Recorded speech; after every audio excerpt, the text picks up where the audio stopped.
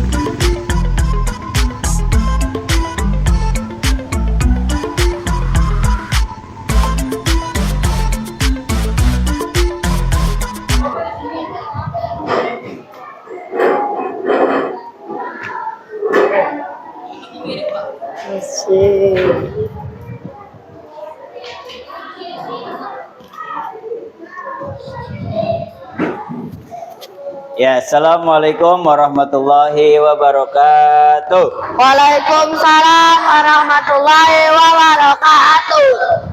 Kaifa halukum? Bil khair. How are you today? Iya, apa kabar semuanya? Baik. Alhamdulillah, luar biasa. Allahu Akbar. Allahu Akbar. Alhamdulillah, hari ini kita dapat berjumpa. Semoga kalian semua dalam keadaan sehat. Amin. Amin ya robbal Alamin. alamin. Memasuki awal materi, kita akan membahas tentang persaudaraan dalam Islam. Itu ada di bab 8. Namun sebelum Pak Heri buka atau kalian buka buku, Pak Heri mau kasih cuplikan video sedikit. Ini rangkuman materi pelajaran hari ini. Simak dan dengarkan dengan baik. Kali ini kita akan belajar pendidikan agama Islam dan budi pekerti kelas 5 bab 8 senangnya berteman, materi persaudaraan dalam Islam. Sebelum belajar, ayo kita berdoa dulu. Bismillahirrahmanirrahim. Rabbi zidni ilma warzuqni fahma waj'alni minas shalihin. Ya Allah, Tambahkanlah aku ilmu, dan berilah aku kemampuan untuk memahaminya. Dan jadikanlah aku termasuk golongan orang-orang yang soleh. Amin. Sahabat salih dan salihah, mari perhatikan gambar berikut ini. Terlihat orang-orang yang tetap berteman walaupun berbeda agama. Mengapa kita harus tetap berteman dengan orang yang berbeda agama? Sahabat salih dan salihah, Indonesia terdiri dari beragam agama, yaitu Islam, Kristen, Katolik, Hindu, Buddha, dan Konghucu. Keragaman agama tersebut tidak membuat bangsa kita terpecah belah, namun menjadikannya bersatu. Persatuan ini tercipta karena adanya sikap saling menerima, menghargai, menghormati, dan saling membutuhkan. Bangsa Indonesia hidup rukun dan harmonis karena adanya rasa persaudaraan. Nah, persaudaraan ini disebut dengan ukhuwah. Ukhuwah terbagi atas 3 macam, yaitu ukhuwah Islamiyah, ukhuwah wataniyah, dan ukhuwah insaniyah. Mari kita pelajari satu persatu. Ukhuwah Islamiyah artinya persaudaraan karena sama-sama beragama Islam. Dimanapun berada, seseorang akan merasa bersaudara ketika sama-sama memeluk agama Islam. Tidak peduli berasal dari suku, bangsa, atau dari benua apapun. Islam menjadikannya bersaudara. Ukhuwah yang kedua yaitu ukhuwah wataniyah. Watan artinya tanah air, tempat kelahiran, tanah tumpah darah, ataupun kampung halaman. Ukhuwah wataniyah artinya persaudaraan yang didasar atas satu bangsa. Seperti halnya kita hidup di Indonesia dengan berbagai suku bangsa, agama, dan adat istiadat yang berbeda. Tetapi kita tetap bersaudara, yaitu saudara sebangsa se-Indonesia. Ukhuwah yang ketiga yaitu ukhuwah insaniyah. Ukhuwah insaniyah artinya persaudaraan karena sesama manusia ciptaan Allah. Kita bersaudara tidak melihat dari agamanya, sukunya, ataupun bangsanya, tetapi didasarkan atas kesamaan sebagai umat manusia. Sahabat salih dan salihah, bangsa kita dengan beraneka ragam suku, agama, dan budaya bisa menjadi bersatu dikarenakan adanya ukhuwah wataniyah. Ukhuwah wataniyah memiliki peranan yang besar dalam menciptakan persatuan dan kesatuan. Allah berfirman di dalam surah Al-Hujurat ayat 13. A'udzu billahi minasy syaithanir rajim. Bismillahirrahmanirrahim. Ya ayyuhan nasu inna khalaqnakum min dzakarin wa unsa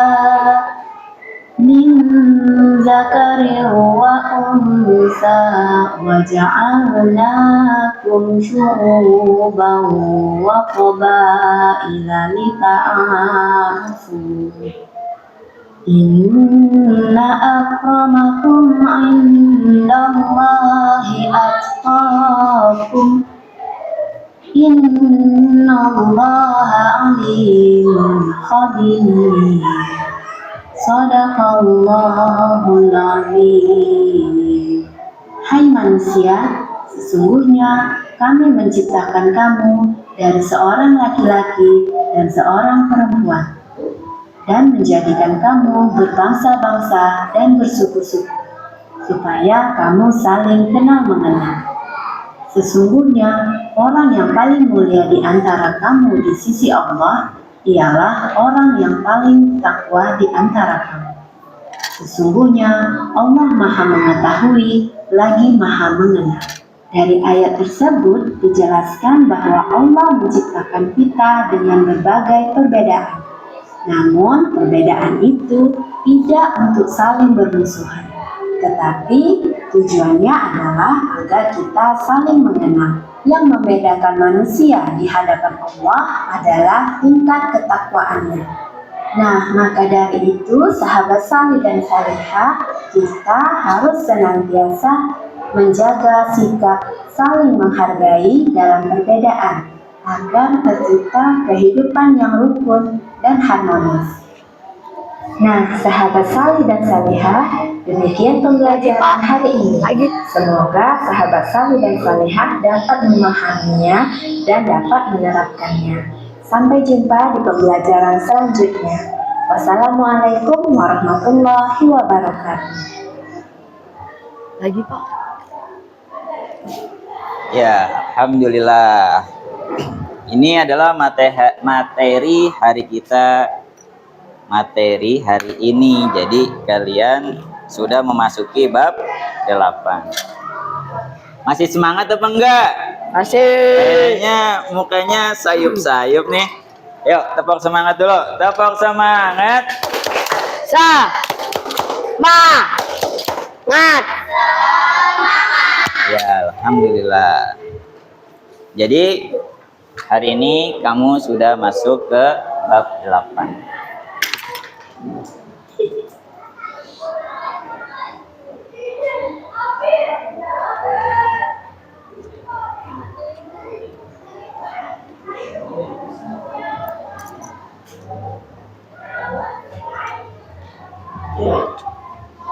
Lupa lagi.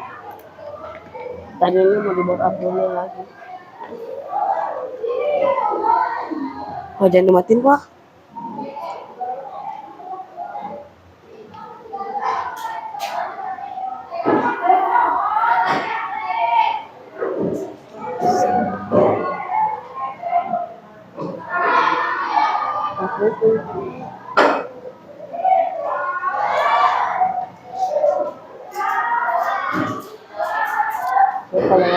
Ya, boleh kamu buka halaman 185. 185.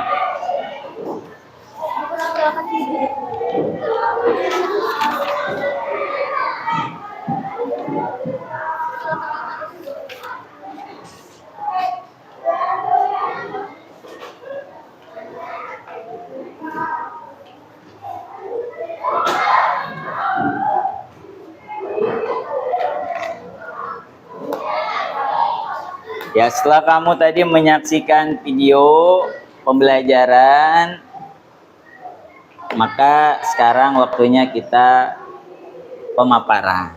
Ya, jadi dalam bab 8 ini ada yang namanya persaudaraan dalam Islam. Nah, nanti persaudaraan dalam Islam ini terpecah. Persaudaraan dalam tiga bagian. Islam. Senangnya berteman. Bab 8 Maret 2024.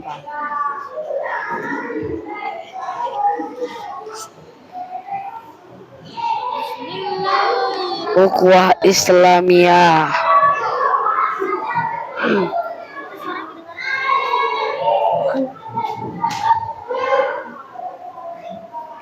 Ini gerakan ini bagus.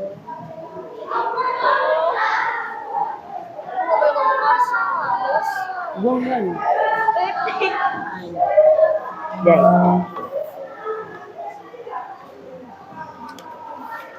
Ya, jadi dalam persaudaraan Islam ini ada 3 bagian.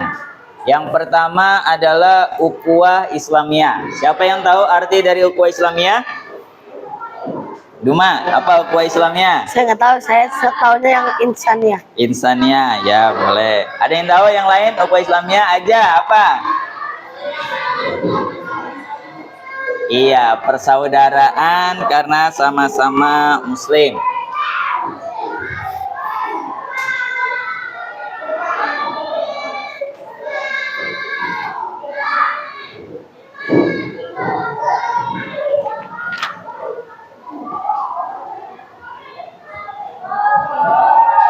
Lalu ukhuwah wataniyah, siapa yang tahu? Apa syafaat? Apa? Yang kuat? Oh, patir. Ya, patir apa?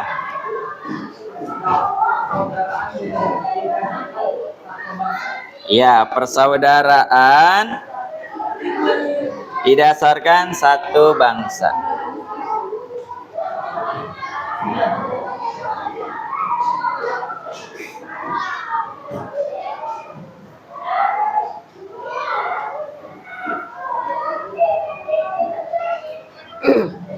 Dan yang ketiga apa tadi Duma?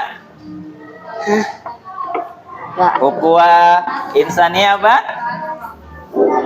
Persaudaraan karena sesama manusia ciptakan Allah. Iya, persaudaraan karena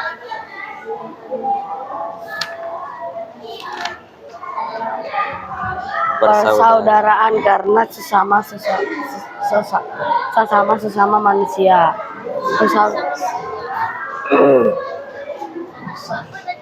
Bersamaan. Ya baik, Bapak jelaskan satu-satu. Yang pertama, ukhuwah Islamiyah, persaudaraan karena sama-sama muslim. Nabi pernah bersabda, al-muslim akhul muslim. Ada yang tahu artinya? Muslim sesama muslim bersaudara. Nah, terus yang kedua, ukhuwah watoniyah, persaudaraan didasarkan satu bangsa. Ada syair, mungkin kamu pernah dengar syairan seperti ini.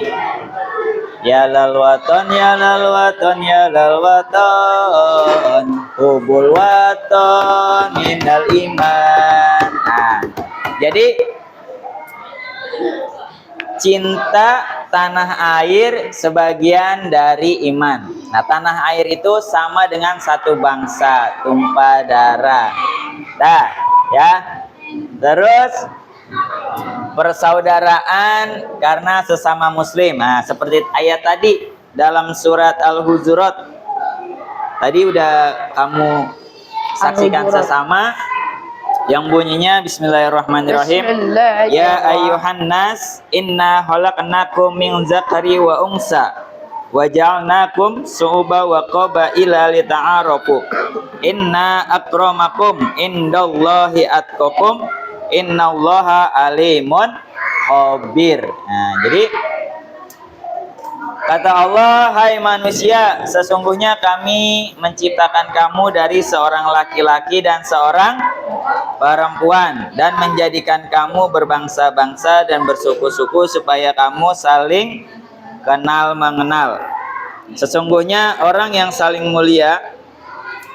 paling mulia di antara kamu di sisi Allah ialah orang yang paling takwa di antara kamu. Sesungguhnya Allah Maha mengetahui lagi Maha mengenal. Ya. Nah, jadi ini materi kita hari ini. Jadi kamu sebagai anak muslim, sebagai anak bangsa, sebagai anak manusia, kamu harus saling bersaudara. Kunci pada materi hari ini adalah persaudaraan. Persaudaraan. Kamu punya saudara nggak di rumah? Punya. Saudara apa namanya? Saudara kandung, saudara dekat, saudara jauh.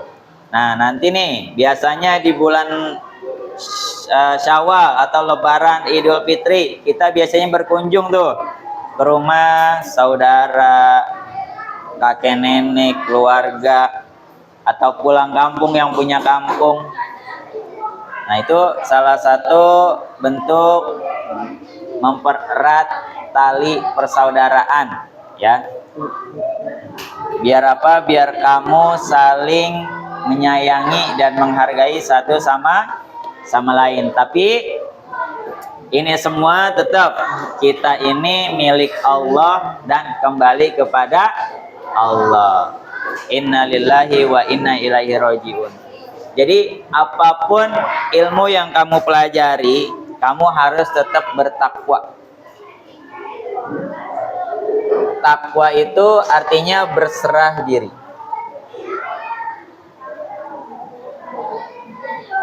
Atau arti lain itu menjalankan perintah Allah dan menjauhi larang-larangan Allah. Nah, jadi ilmu apapun yang kamu cari, kamu harus tetap ingat Allah. Pak, Ya, Duma, ada Pak? Pak, misalnya kan orang sakit. Orang sakit, terus Nah, orang sakit sehari ya sembuh. sembuh. Pas sembuh itu seharinya lagi meninggal bagaimana Pak? Ya, Karena bagaimana? kata Duma bertanya, Pak, ada orang sakit, lalu orang itu sembuh, terus meninggal. Nah, itu yang disebut dengan takdir. Takdir. Ada yang bilang sakit itu salah satu cara Allah untuk menghapus dosa kita atau mengurangi dosa-dosa kita. Kalau kita takwa, kembali lagi nih ke sini.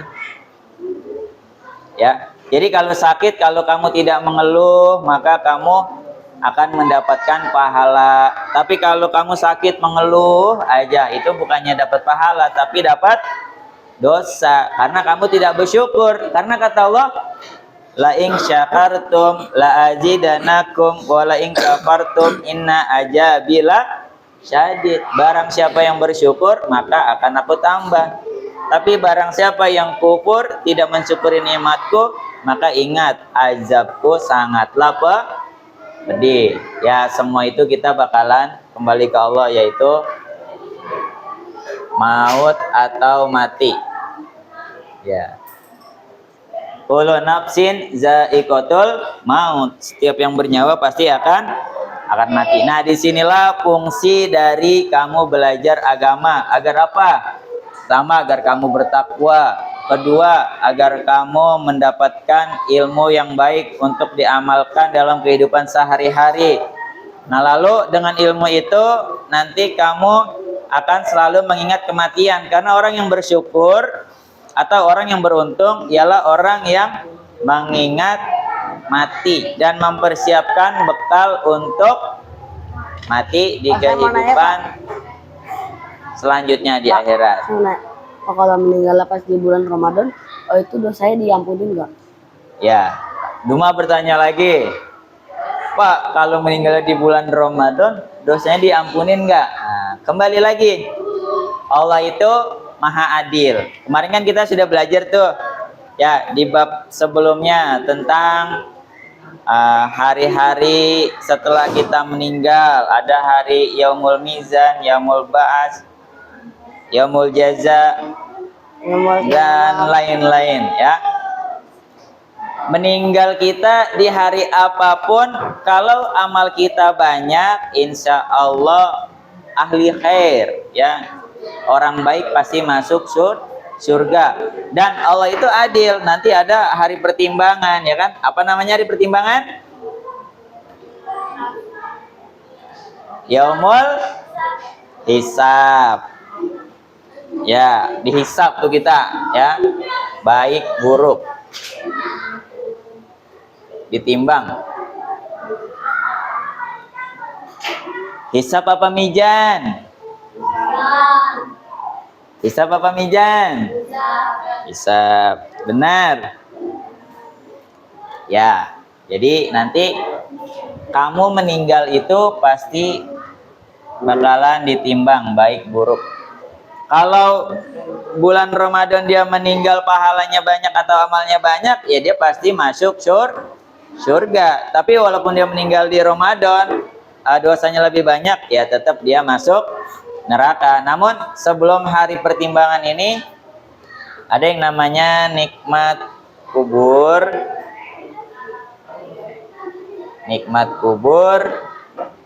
dan siksa Neraka. kubur.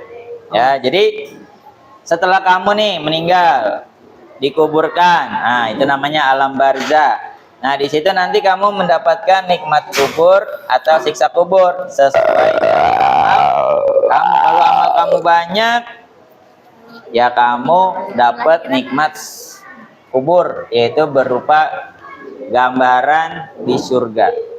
Pak, Tapi kalau dosa kamu banyak, kamu akan mendapat siksa kubur. Seperti itu. Jelas Duma? Mas, Jelas. Pak nanya lagi lah Pak. Satu lagi, ya boleh apa? Pak kan ibu-ibu hamil, habis itu mati, meninggal tapi anaknya selamat gimana?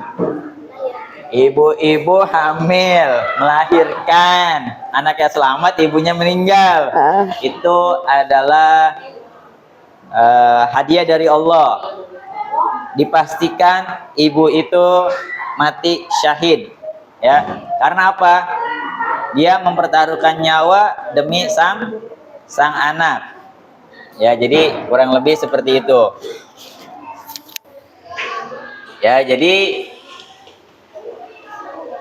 kalau orang atau ibu-ibu melahirkan atau dua-duanya mati, insya Allah dia itu ahli jannah. Karena kenapa? Itulah kekuasaan Allah ya. Karena di rahim itu ada seorang janin ya yang disebut dengan bayi. Nah kalau seandainya bayi itu meninggal, misalkan belum lahir, itu ada yang mengatakan menjadi tabungan untuk orang tuanya. Atau pas lahir orang tua meninggal, anak ini besar, itu menjadi tabungan orang tuanya. Dan terlepas dari itu, kamu yang sudah besar nih, makanya banyak-banyaklah berbuat baik, ya banyak-banyaklah beribadah. Karena pahala yang paling besar di akhir zaman itu adalah akhlak yang baik. Walaupun kamu ahli ibadah, tapi akhlak kamu nggak baik, jauh dari surga. Ya, banyak kisah-kisah atau banyak riwayat-riwayat yang menceritakan tentang orang-orang yang dulunya kurang baik, lalu dia menjadi baik karena sesuatu hal kecil, seperti ngasih minum anjing yang kehausan. Pernah dengar cerita itu? Seorang wanita pelacur, nah dia pendosa, banyak berbuat dosa, tapi dia memberikan air untuk anjing yang kehausan. Ternyata walhasil singkat cerita, beliau mendapatkan husnul khotimah. Ya, husnul khotimah itu adalah mati dalam keadaan baik. Makanya kamu nih sebagai pelajar, siswa, siswi ya yang menuntut ilmu, maka harus sering-sering berbuat baik, akhlak baik. Pak Heri juga sering, misalkan nih anak Pak Heri beli burung atau beli ikan. Biasa kalau anak-anak itu maunya beli doang, ngerawatnya nggak mau. Atau kamu nih punya adik kecil, dia pengen ikan, pengen burung, pengen hamster, kelinci, dia nggak mau ngerawat. Nah kamu sebagai kakak berusaha rawat hewan itu jangan sampai mati. Karena kalau mati kita tidak rawat dengan sengaja, maka kita mendapat dosa. Tapi kalau kamu merawat tanpa gerendeng, ngomel, kesel, itu insya Allah dicatat sebagai amal baik. Nah, jadi seperti itu.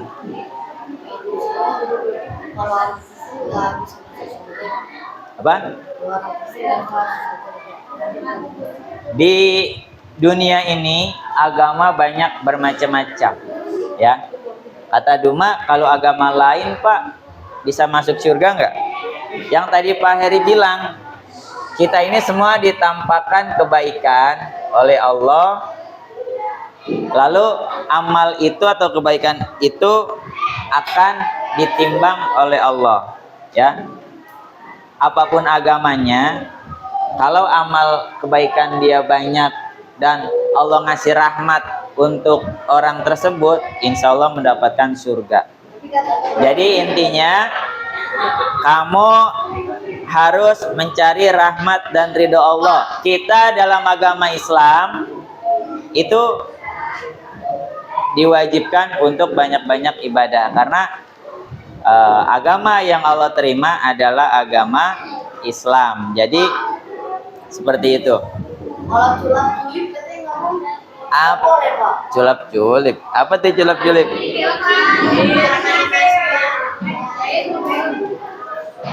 Bapak nggak paham dah culap-culip. Dah, kembali lagi ke materi. Ada yang mau bertanya tentang ini? Sekarang perempuan. Tadi laki udah diwakilin Duma banyak betul. Ya, yang perempuan ada yang mau nanya nggak? Ya, jadi kamu kalau punya saudara, tetangga yang beragama lain, kamu tetap saudara satu bangsa. Atau kamu punya kenalan, kamu misalkan jalan-jalan ke Singapura, ke Malaysia, atau ke mana-mana yang jauh. Nah, terus kamu kenal dekat, dia baik. Nah, itu bisa ukhuwah insaniyah, ya. Kamu tetap saudara karena sesama manusia. Ya, mungkin itu materi yang dapat Pak Heri sampaikan. Ada yang mau nanya nggak yang perempuan? Ya, apa?